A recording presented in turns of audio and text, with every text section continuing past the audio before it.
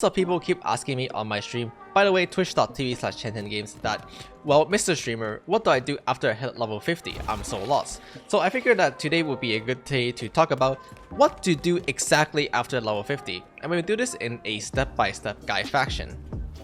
If you've been playing the game normally, you should hit level 50 somewhere in the region of Arventine, and from there on, you can choose to either continue and finish up the story on Arventine, or you can just sail to Northern, which is where the main endgame starts. From here on, by doing the main Northern story, it will lead you to Northern Castle, and it will start unlocking your endgame system for you. The first endgame system that you should unlock is this Chaos Gate, and this is how you're going to acquire your first set of gear. When you finish the main story quest, you should be at item level 250, which lets you enter the first Chaos Dungeon. Doing this Chaos Dungeon will give you a new set of gear, which are these blue gears with item level 302. And your goal is to try to acquire a full set of gear, which include a weapon and 5 armor pieces. And then when you equip all 6 of these gear, you should be at exactly item level 302. However, this is not the only way to acquire your first set of gear. If you have time, what you could do instead of doing the first Chaos Dungeon is you can actually finish the main story in Northern and then move on to the Shushrire region and finish the main story in the Shushrire region as well. If you can finish the story in the Shushrire region, it will also reward you with a set of 302 gear, which allow you to skip this Chaos Dungeon and then just move on to the next one and get a little bit better reward. Do you know that if you do not have time before reset to finish Shushrire, as Shushrire does take about 2 hours to complete, then you can just simply run the first Chaos Dungeon for your 302 gear instead. And again, you have to finish the Northern story quest in order to enter the Shushrire region. This is because you need to use the Icebreaker ship, which you only acquire after you finish the Northern story, and you will use the Icebreaker ship to break the ice in the Shushrire region. Once you have acquired your first set of blue 302 gear, then from here on, these are going to be your main gear, and your goal is to just try to upgrade them as much as possible until they all hit plus 15. So for example, you can see that my gear are currently plus 8, which give me item level 460, and by talking to the gear hoarding NPC, which is located at the bottom right of Northern, you can upgrade your gear by step. So for example, here I can attempt to upgrade my level 8 bow to a level 9 bow. And the way you do that is by hitting the upgrade button and then feeding it the Harmony Shard for EXP. Once it's filled 100%, you will use these resources, which are Harmony Leaf Stones as well as the Destruction Stone Fragment, to upgrade them. And now, the success rate is not always 100%. Once you get high level enough, this success rate would go down to like say 90% to 80%. So if it doesn't succeed, then you have to spend the material again in order to attempt to upgrade them. The good news is that every time you fail, the chances go up, so you'll eventually be able to upgrade for sure, as you'll get to 100% success chance. Anyway, with that being said, here you can see that I have upgraded my level 8 bow to level 9, and that's pretty much what you do all the way until you hit plus 15 on every single pieces. In terms of accessories, you don't upgrade them, you simply acquire new and better one, and then you just replace your accessories. There's no upgrading system for accessories, you just simply go get better ones. For example, these accessories will drop yellow tier legendary accessories, which are better than mine, potentially at the very least, so that I'll just simply get those and then replace my current purple one with the yellow one. The material that you need are going to be the Harmony Leaf Stones, the Guardian Stone Fragment for your armor, and then the Destruction Stone Fragment for your weapon, and finally Harmony Shard, which is displayed at the top of the screen. And the main method of you acquiring these resources is through the endgame gameplay loop of Lost Ark, which we're going to cover right now.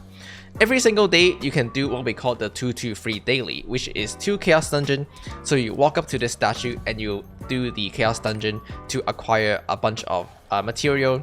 You can do this 2 a day. These are very easy. You simply just fight a bunch of mob, and so you always want to try to do the highest one that you can. For example, this one is item level 460, and I currently am item level 463, so this is the one that I'll be doing. These are very easy to solo, everybody can do them, and so you do these 2 a day. And then moving on from the Chaos Dungeon to the top left, we have the Guardian Raid. Likewise, you also want to be doing these 2 a day. These pretty much have you fighting bosses. You can solo them, however, it will be easier to do them in a party of 4. And again, you just want to be doing the highest one that you can complete. So for example, right now I'm item level 460. This one is item level 500, so I cannot enter this one. Because of that, I'll simply do this one, which is the highest one that I can complete. Finally, there's also the unit tasks. By opening your menu, there is this button called unit tasks, which are very basic quests that have you do very simple stuff. For example, here, this one is called Ride Like the Wind, and what it wants you to do is to simply go to Payto to pick up some customers and then drop them off at a different location like a taxi driver. In fact, you can see in the description you are a taxi driver, and you can also acquire some nice material this way, including Harmony Shard or the Harmony Leapstones, which are once again used to upgrade your material. And you'll be able to do these 3 times a day. So you simply choose 3 of them that you like doing, and then you will go ahead and do them. Now, the one that I recommend are gonna be the one that give Harmony Leapstones or Harmony Shard. Harmony Leapstones is more recommended. However, as it turned out, most people run out of Harmony Shard faster than Harmony Leapstones. So you might want to consider doing Harmony Shard a little bit as well. Just do the one that you're missing the most. So if you're missing Leapstones, then just do Leapstones. If you're missing Shard, then just do a Shard. You don't really have to do anything else. Just look for the one that gives Leapstones or a Shard. And again, just pick either the one that give the most because they're the most efficient, or just pick the one that you like doing because they're less annoying. For example, this quest right here require me to go all the way to somewhere in the bottom left region, which is very far, so I just don't do that one, and I simply do something easier, which again is like the one that I just showed you, the Ride Like the Wind, which just have me go to right outside Northern and then taxi around. By the way, what a lot of people like doing is they like to put Bifrost at where their daily Una task will be. So if you doesn't know what Bifrost is, right under your map there is this Bifrost button, and you can save a couple locations that you can instantly teleport to, and people will pretty much just put your unit task at the Bifrost. So for example, there's this task that I really like doing at the Shushaya region, as it gives a really good amount of material for a really short amount of time. And because of that, I just put a Bifrost over there, which is, you can see it located right here with the yellow arrow. And when I click the move button, I can immediately teleport to the Bifrost right here. It doesn't cost blue crystal.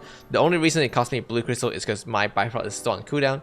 However, if I try, say, the Golden Wave Island, you can see that it only cost me 1,000 silver to teleport there.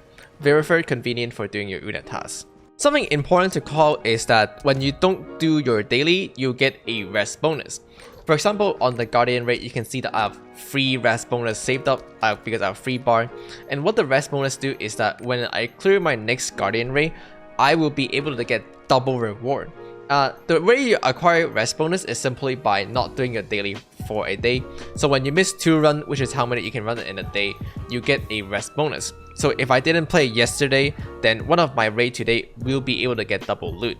So because of that, yeah, it's okay to miss day. Obviously, it's better if you do it every day anyway, but it is definitely okay to miss day. And for people's other character, they pretty much just acquire bonus and then just only play on them when there is bonus.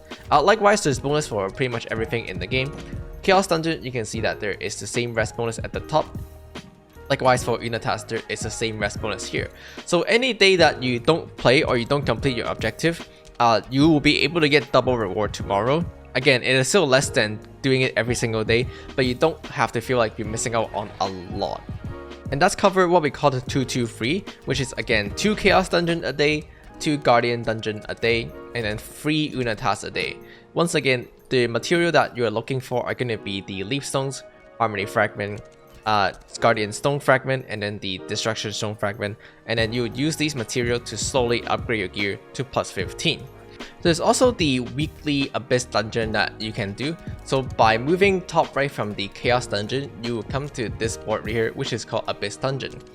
These Abyss Dungeons are really challenging. They're much more challenging than your regular dungeon, and you'll be able to do each of this once every week. So I will be able to do this Demon Beast Crayon every week, and then I will be able to do this Necromancer Origin every week. And then when I get higher gear level, I will be able to do all of them every week, including the Hall of Twisted Warlord, as well as this one as well. You'll be able to do each one once a week, and you can only enter if you have a full party.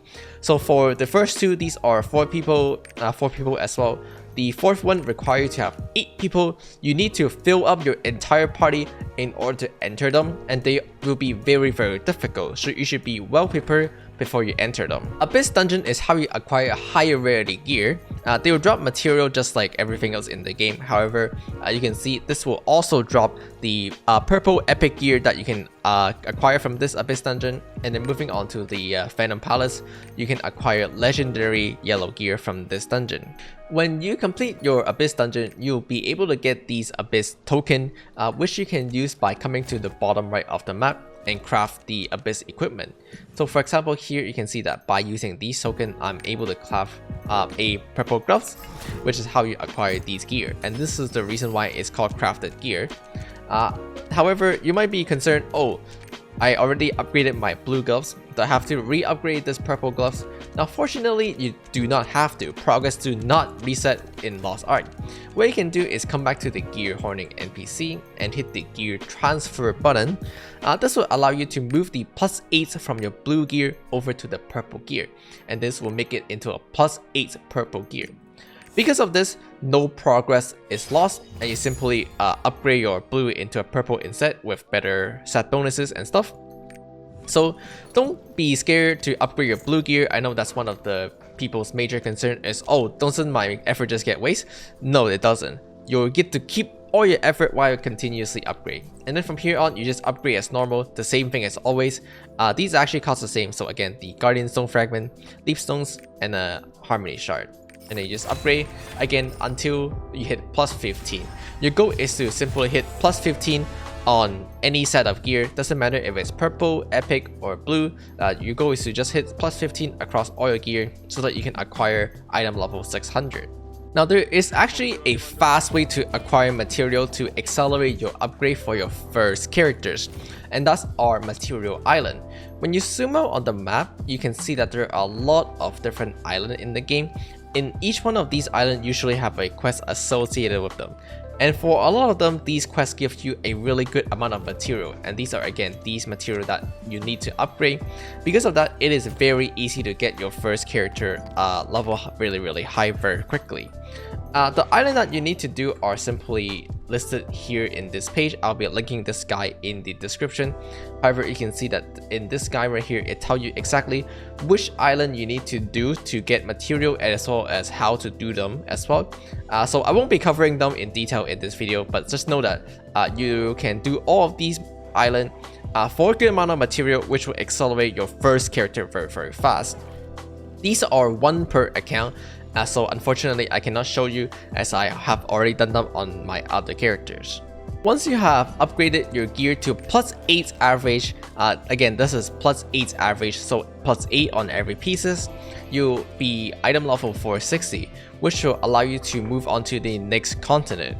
As you can see in this guide quest right here, to roll to Rohandel, you want to reach item level 460 so that you can continue on your adventure to Rohandel. Now something to call is that right before you move to Rohandel, you actually must complete these 2 quests, which have you upgrade your ship. And you can start the quest by talking to the queen in the queen castle, and then by following that quest, which are these 2, you will upgrade your ship, and you'll finally be able to sail all the way to Rohandel, which is the next continent that you need to do. And again, you will finish the story quest in Rohandel. Once you have completed the Rohandel story quest, you will unlock the Rohandel dungeon instead, which are higher level and they give you better material. You'll notice that you still get the same material here, and again, you'll use the same material to upgrade your gear to further. And again, you're aiming for 600 item level, which is +15 average.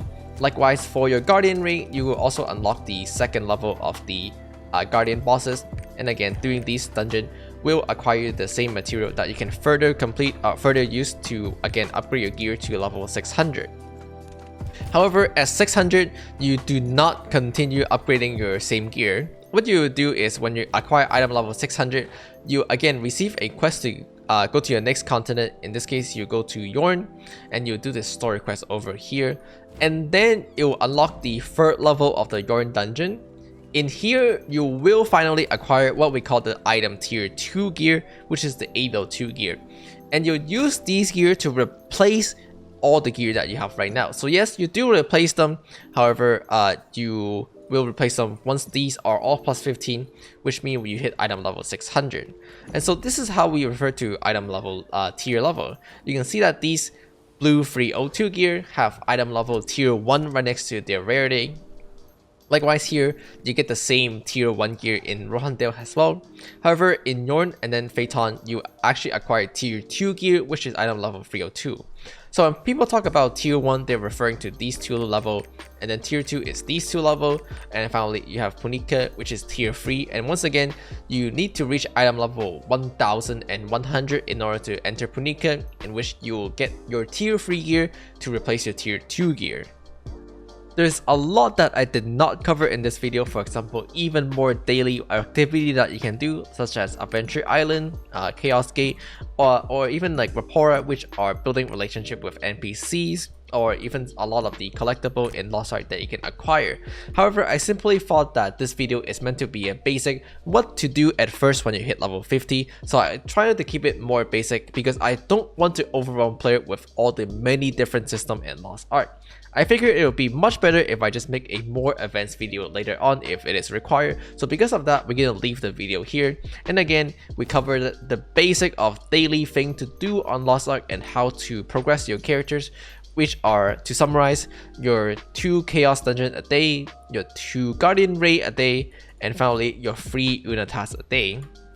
And then every single week, you can take on the Abyss Dungeon, which are much more challenging dungeon that you can do with your friends. With that being said, that is going to be the basic gameplay loop of Lost Ark, and those are the things you want to do after hitting level 50. So with that being said, I hope you enjoyed the video. Obviously, there's a lot more, but I'll let you slowly discover them so I don't overwhelm you with information at the current time. With that being said, if you enjoyed the video, don't forget to subscribe, but also follow me on Twitch, where I stream Lost Ark pretty often. And with that being said, I'll see you all, and I'll see you all next time.